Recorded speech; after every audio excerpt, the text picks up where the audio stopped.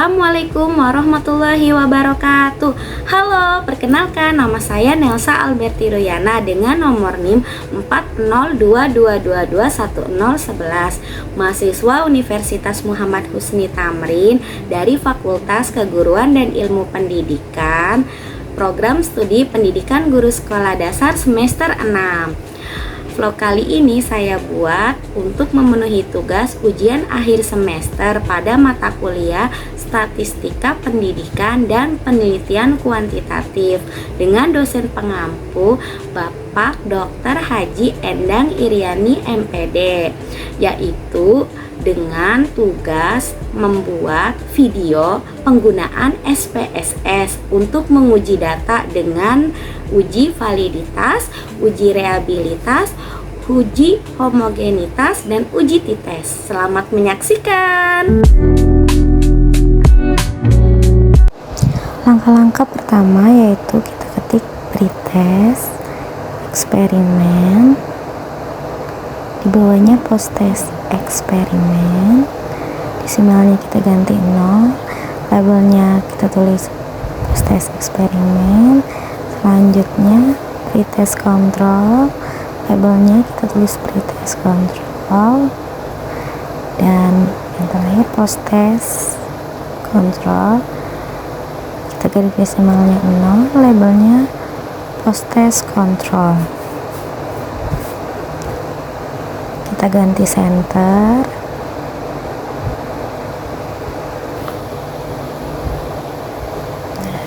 habis itu selanjutnya kita copy data yang sudah tersedia satu persatu.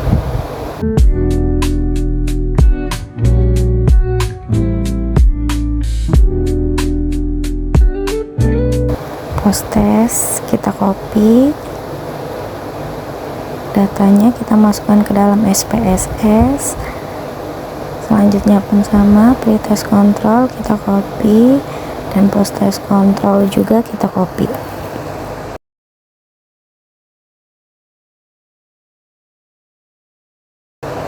Selanjutnya kita klik transformasi.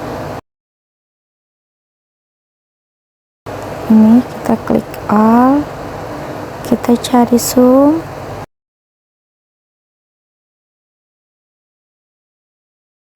klik 2 kali sumnya, target variabel kita klik X1, pretest kita pindahkan,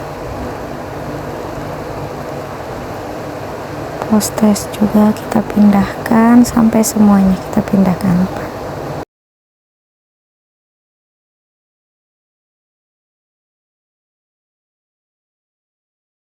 Selanjutnya klik tipe dan label, labelnya kita namain jumlah X1.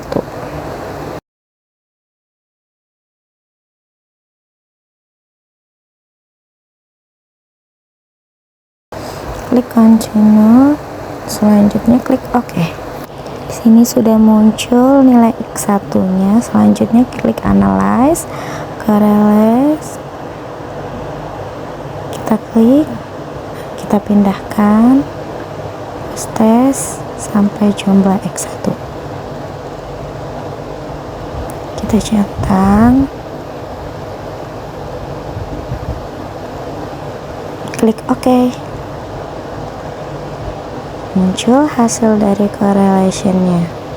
Ini output dari data kita tadi, correlation-nya. Untuk melihat kevalidannya, kita bisa melihat dari R tabel dengan R hitung. Jika R hitung lebih besar dari R tabel, maka dikatakan valid. Melihat signifikannya, yaitu jika signifikan lebih kecil dari 0,05, maka dikatakan valid. Kita lihat tabel jumlah X1 signifikan, totalnya yaitu 0,47, lebih kecil dari 0,5, maka dikatakan valid. Uji kedua, uji reabilitas. Kita klik pretest eksperimen, desimal diganti 0, labelnya kita klik pretest eksperimen, kita ganti skala. Selanjutnya post test, labelnya kita namain post test eksperimen, desimalnya juga kita ganti 0, di bawahnya lagi pretest control dan post test control labelnya.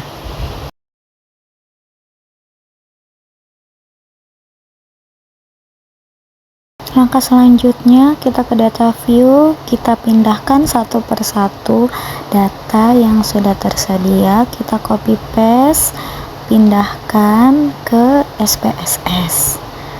Pretest nilainya kita copy paste ke SPSS, post test kita copy paste juga, nilainya pindahkan ke SPSS. Pretest control, post test control nilainya juga kita pindahkan.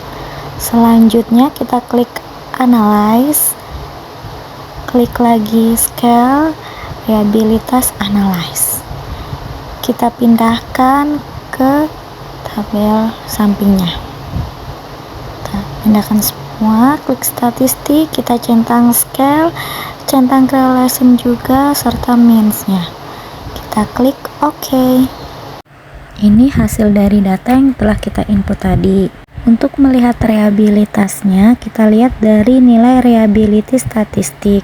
Di sini nilai N-nya 22. Kita lihat pada tabel R, sampel 22 itu yaitu sekitar 0,432.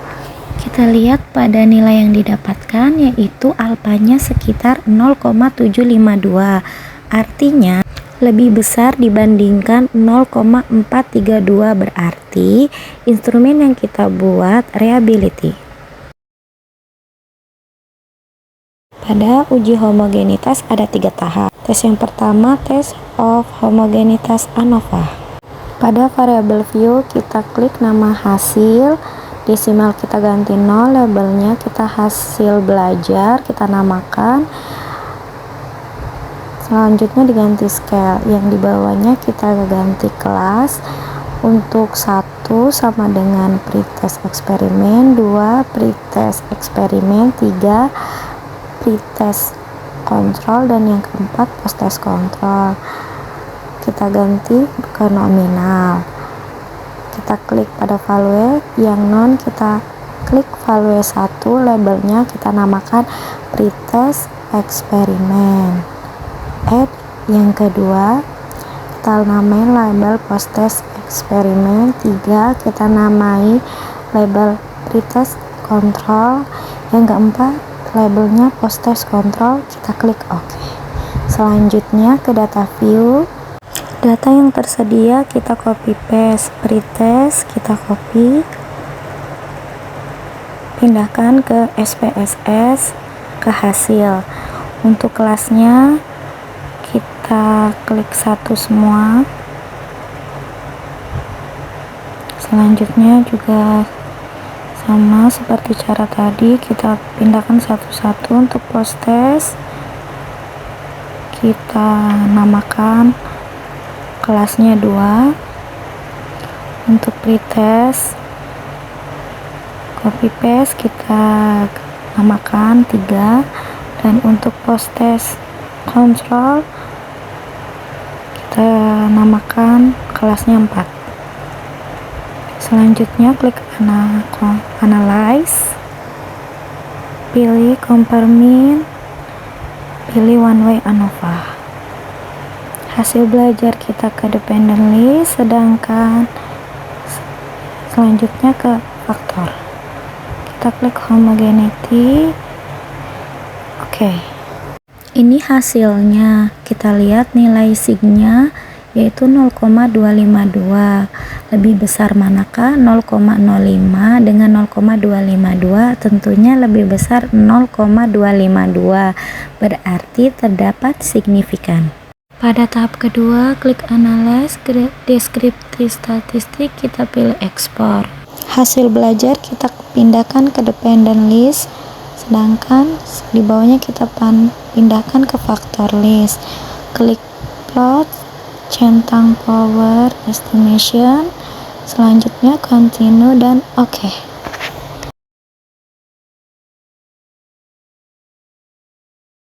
Di sini terdapat tabel dan diagramnya juga bisa terlihat.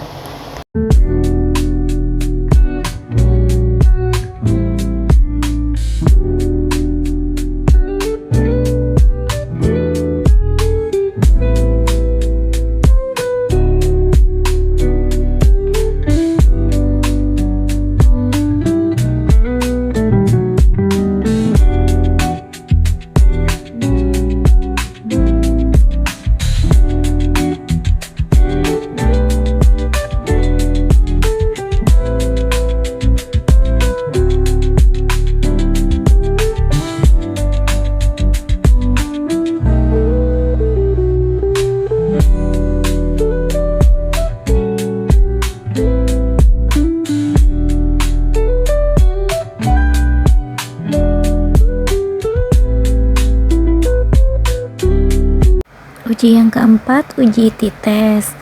Kita ganti namanya hasil dan kelompok. Desimal pada hasil kita ganti 1. Langkah selanjutnya klik analyze, pilih compare mean dan pilih independent t-test. Akan muncul independent simple t-test. Kita masukkan. Muncul tabel seperti ini. N ini jumlah sampel yang kita gunakan adalah 22 siswa.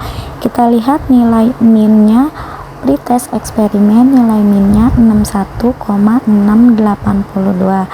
Sedangkan posttest eksperimennya nilai minnya terdapat 89,000. Berarti nilai posttest eksperimen lebih besar dari nilai pretest eksperimen. Artinya besar kemungkinan berhasil memiliki pengaruh yang signifikan yang besar. Pada tabel kedua, independent sample test, nilai signya terdapat 0,233, lebih besar tentunya dari 0,005. Berarti jelas itu homogen. Kita lihat juga nilai sig totalnya 0,00, lebih kecil dari 0,05, berarti ini sebagai jawaban hipotesis positif diterima. Kita lihat juga pada minnya, diferensi nilainya negatif 27,3182 adalah nilai yang sama antara eksperimen dan kontrol. Jadi kesimpulan dari uji t-test dari data pretest dan posttest eksperimen serta data pretest dan posttest kontrol terdapat pengaruh yang signifikan. Sekian video dari saya, kurang dan lebihnya mohon maaf.